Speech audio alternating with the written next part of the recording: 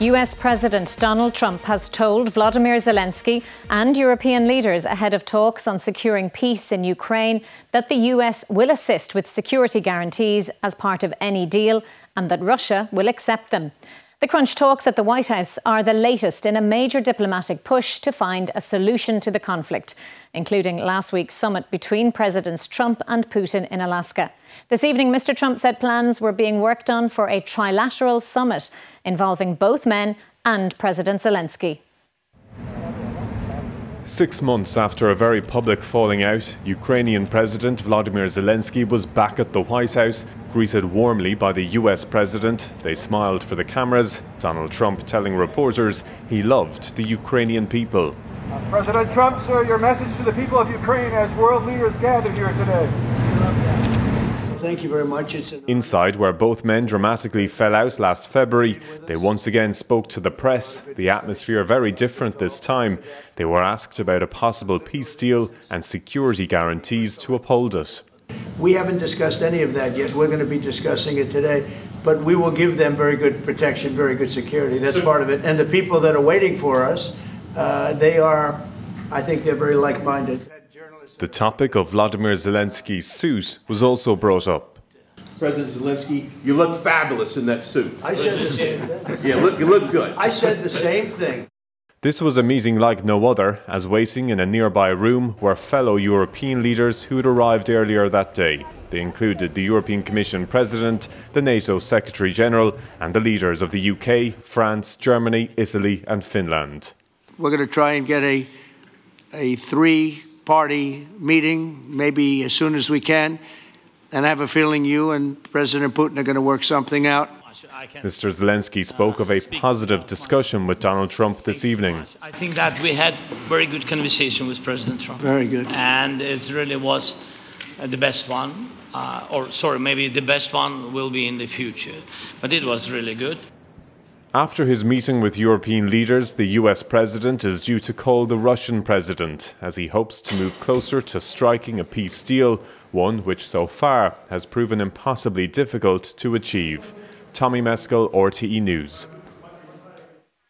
Well, let's cross now to New York to our global security reporter, Yvonne Murray. Yvonne, a very different atmosphere in the White House this afternoon than the previous time when these two leaders met, wasn't there? Completely different. I mean, even from the moment that President Zelensky stepped out of his car at the door of the West Wing, it was much friendlier than the time before. A handshake, a smile, and even at one point what seemed like Donald Trump's arm around the Ukrainian leader. And then inside, yes, President Zelensky clearly keeping his cool, Donald Trump the same, despite some slightly spiky questions from the reporters. And just on that point, the fact that President Zelensky did turn up in a suit today did not go unremarked by President Trump or the reporters in the room. It seems like a small point, but obviously they take this kind of thing seriously.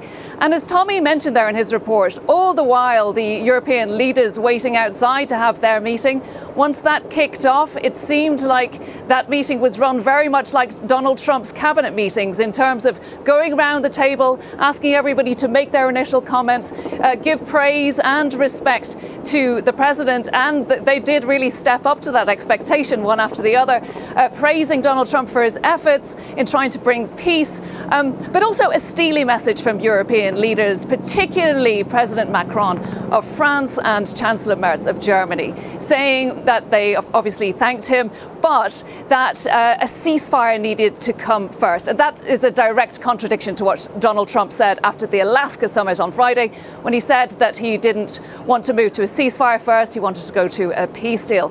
So that's going to be worked out in the conversations that they're having now. And during that meeting with President Zelensky, that warmer meeting as we've described, President Zelensky handed a letter from his wife to President Trump, and that was in response to Melania Trump, the First Lady's letter to President Putin over the weekend about the plight of Ukrainian children. Now, that was received very warmly, and I think, as we can see from these comments now, that it went very well indeed. We're going to have a meeting. I think if everything works out well today, we'll have a trilat, and I think there will be a reasonable chance of ending the war when we do that. And is this the end of the road for American support for Ukraine? Is today's meeting deal or no deal? I can never say that. It's never the end of the road. People are being killed, and we want to stop that. So I would not say it's the end of the road. No, I think we have a good chance of doing it. It's been almost 4 years now that a lot of people were killed last week. A lot of people last week. I mean, millions of people killed, but a lot of people last week for whatever reason. A big number, a lot of soldiers, on both sides. And I know the president, I know myself, and I believe Vladimir Putin wants to see it ended. And as you met with Putin on Friday, today you've got President Zelensky here. As you listen to Russia and Ukraine, which side has the better cards? Right? Well, I don't want to say that. I'm just here to be, look, this isn't my war. This is Joe Biden's war. He's the one that had a lot to do with this happening, and we want to get it ended. And we want it to end good for everybody. We want it to end good.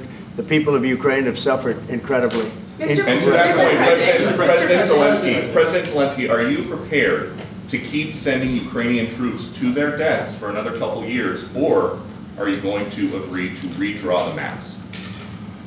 Thank you for your question. So, first of all, we live under each day attacks. That today have been a lot of attacks and a lot of wounded people, and the child was dead, small one year and a half. So we need to stop this war, to stop Russia, and we need support American and European partners, and we will do our best for this. So, and I think we show that we are strong people, and we supported the idea of the United States, personally of President Trump, to stop this war, to make a diplomatic way of finishing this war, and we are ready for trilateral, as President said. This is a good signal about trilateral. I think this is very good. And just there, hearing President Zelensky being asked about redrawing the map. Just in the past half an hour, we've seen a White House official putting on social media a picture of Donald Trump and President Zelensky standing in the Oval Office looking at a map of Europe, really a visual there on what is at stake here today. Question about security guarantees is going to come up, and really there is hard to know where the common ground is. President Trump saying to the European leaders that the US will give Europe security guarantees, but what does that really in essence mean? And the Kremlin has already said that they will not stand for things like European troops on Ukrainian soil. A lot to be worked out. The devil is really in the detail. Thanks, Yvonne. Well, for more on this story, let's speak now to Christopher Miller, Chief Ukraine Correspondent for the Financial Times. Christopher, thanks for joining us this evening. What do you think Ukrainians watching what's been happening in the White House today will be feeling? How will they be reacting?